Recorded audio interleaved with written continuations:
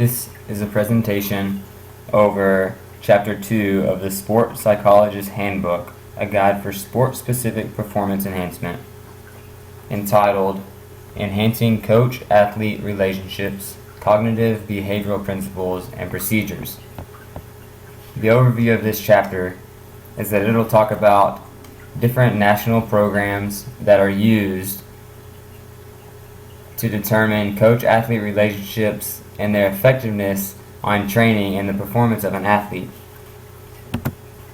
To introduce this chapter, a quote is to be said: "Coaching is all about having someone believe in you and encourage you, about getting valuable feedback, about seeing things from new perspectives, and setting your sights on new horizons. The leadership of a coach has a significant impact on the quality of participation, and their influence often extends beyond the sport domain in other areas of an athlete's lives. This is personal to me because growing up, I was always involved in sports, and so I can well relate to the idea of a coach's relationship with their athletes and how that influences an athlete's performance. When I was in high school, most of my class quit playing basketball because of a coach that had a negative relationship with us. Before introducing the rest of this chapter, I would like to discuss an article that I read related to the influence of high school sports and coach-athlete relationships. In this article, J.E. Rhodes says that there's two important athlete views of their coach. They can either see their coach as a father-like individual or as a mentor or friend-like individual. These player-coach relationships offer comfort and may fill a void in the life of a high school student, as J.E. Rhodes says.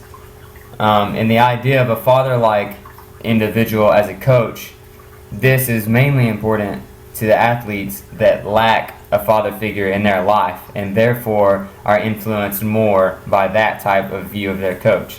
However, seeing a coach as a mentor or a friend can create team unity in a team because they understand that they can flow back and forth with conversations and with things that they need to talk about or things that they need advice from on their coach, whether it's sport related or whether it's not.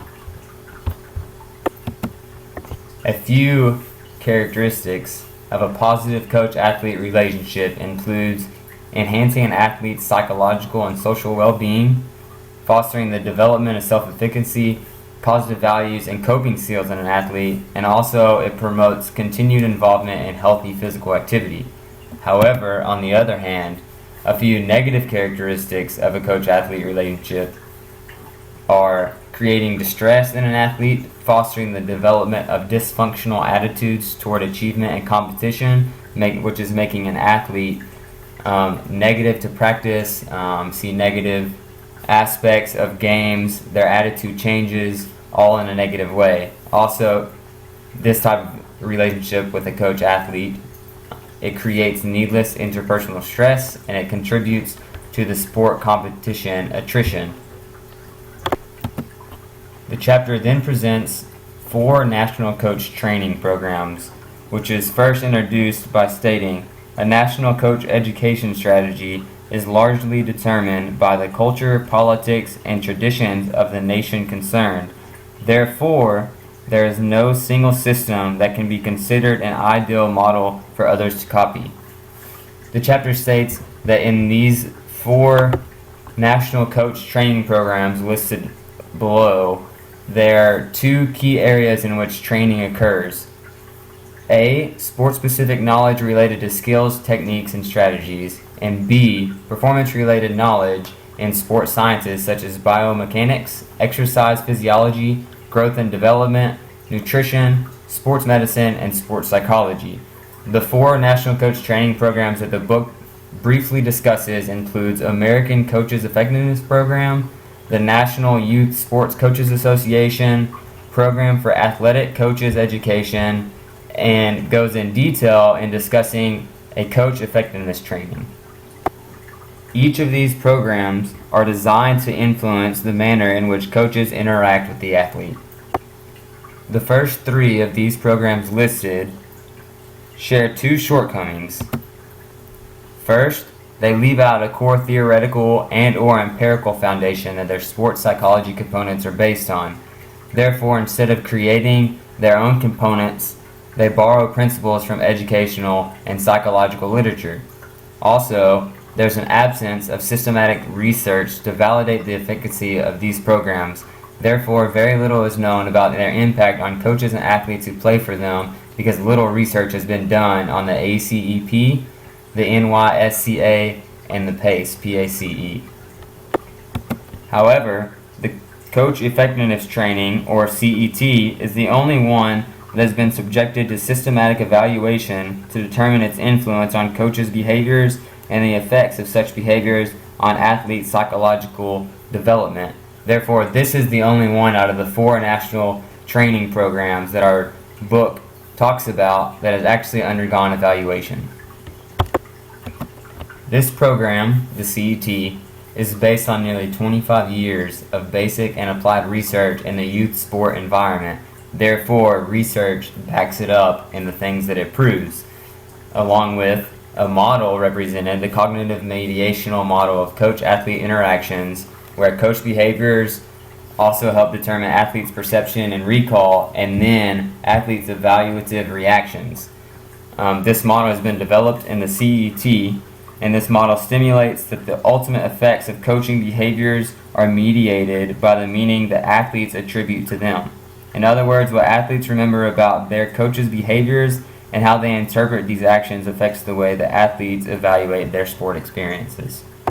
The cognitive mediational model of coach-athlete interactions, viewed below, is simple. However, over the years, it has been expanded to include various factors that have also been added to the research project. Some questions arise when determining the effectiveness of the CET on coach-athlete relationships, in which are listed below. Answers to such questions not only help describe the behavioral ecology of one aspect of the youth sports setting, but they also provide an empirical basis for the development of psychological-oriented intervention programs. The coaching behavior assessment system was developed in the coach effectiveness training to permit the direct observation and coding of coaches' actions during practices and games. A typical baseball or basketball coach has been found to engage in more than 200 coded actions during an average game. This system has understood 3 independent behavioral dimensions: supportiveness, instructiveness, and punitiveness. A notable finding was that the team's won-loss records were essentially unrelated to how well the athletes liked the coach and how much they wanted to play for the coach in the future. On the other hand, athletes on winning teams felt that their parents liked the coach more and that the coach liked them more than did youngsters on losing teams. Apparently, winning made little difference to the children, but they surmised that it was important to the adults. It is worth noting, however, that winning assumed greater importance beyond age 12. The coaching behavior assessment system has also been found to increase coaches' self-awareness. In assessing the psychological outcomes of coach effectiveness training, 5 important outcome questions have been the focus of the CET program evaluation studies, which are listed below. All 5 of these desirable outcomes have been demonstrated in a series of outcome studies in which experimental groups of youth coaches exposed to the CET program were compared with untrained or attention placebo control groups. Trained coaches were more reinforcing, more encouraging, gave more technical instruction, and were less punitive and controlling than were control group coaches. In turn, the athletes who played for the trained coaches indicated that they enjoyed their experience more and liked their coach and teammates more. Such children also demonstrated significant increases in general self-esteem and significant decreases in performance anxiety over the course of the season, therefore proving that the CET, or Coach Effectiveness Training program, has been effective in working with youth sport athletes. For use pertaining to the CET program, the chapter has listed 5 coaching principles and procedures important to the effectiveness training. First, winning is defined not in terms of won-loss records, but in terms of giving maximum effort and making improvement. It's about having fun, being satisfied with being on the team, learning sport skills, and increasing self-esteem. Also, coach-athlete interactions are based on a positive approach, which is using reinforcement after behavior increases the likelihood that the behavior will occur in the future. The use of encouragement helps athletes to develop a positive motivation to achieve, and high-quality technical instruction is essential for realization of athletic potential. They use the sandwich approach to say a compliment and then give the future-oriented instruction and end with another positive statement approach. This is designed to make the athlete positively self-motivated to perform correctly rather than negatively motivated to avoid failure and disapproval. The third coaching principle for the CET is norms are established which emphasize athletes' mutual obligations to help and support one another. This increases social support and attraction among teammates. It enhances cohesion and commitment to the team, and mutual encouragement can become contagious when one teammate encourages another, then other teammates start encouraging the whole team, which bond team unity. Fourth, compliance with team roles and responsibilities promoted by involving athletes in decisions regarding team rules reinforces compliance with the rules rather than punishment for non-compliance. Therefore, coaches should recognize that athletes want to clearly define limits and structure. Team roles should be developed early in the season, which by using positive reinforcement to strengthen desirable behaviors, coaches can often avoid having to deal with misbehaviors on the part of athletes. The fifth principle is that coaches obtain behavioral feedback and engage in self-monitoring. This increases awareness of their own behaviors. It encourages compliance with the positive approach guidelines. The goal of CET is to increase coaches' awareness of what they are doing because no change is likely to happen without it. To obtain behavioral feedback, coaches are encouraged to work with their assistants as a team and share descriptions of each other's behaviors.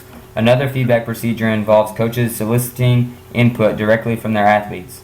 Self-monitoring is the idea of observing and recording one's own behavior as a coach. The achievement goal theory in relation to the CET and coaching focuses on understanding the function and the meaning of goal-directed actions based on how participants define success and how they judge whether or not they have demonstrated competence.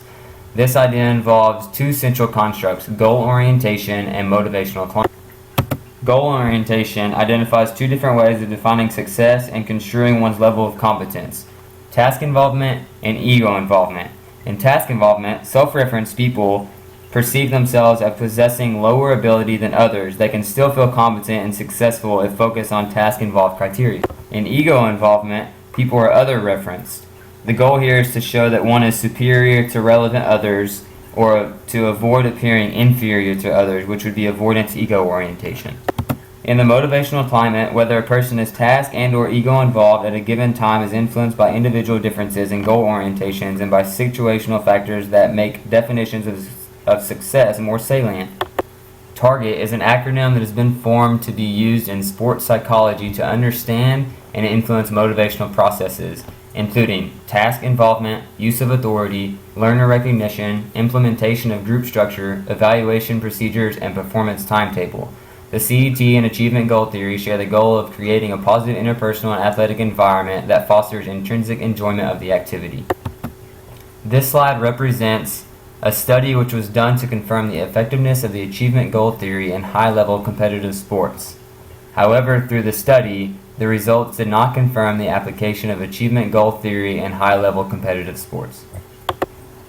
In conclusion, it should be noted that several national programs for coach training are in effect. However, many of them have not undergone formal evaluation, which therefore are not as useful as they could be. However, with CET, Coach Effectiveness Training, which has gone several evaluations, additional research is needed. Because this program has only undergone evaluations with male coaches and male athletes, and nothing is known about the effects of CET in female sports. The main point of this chapter is that coach-athlete relationships play a major role in the influence of an athlete's performance and even life beyond sports.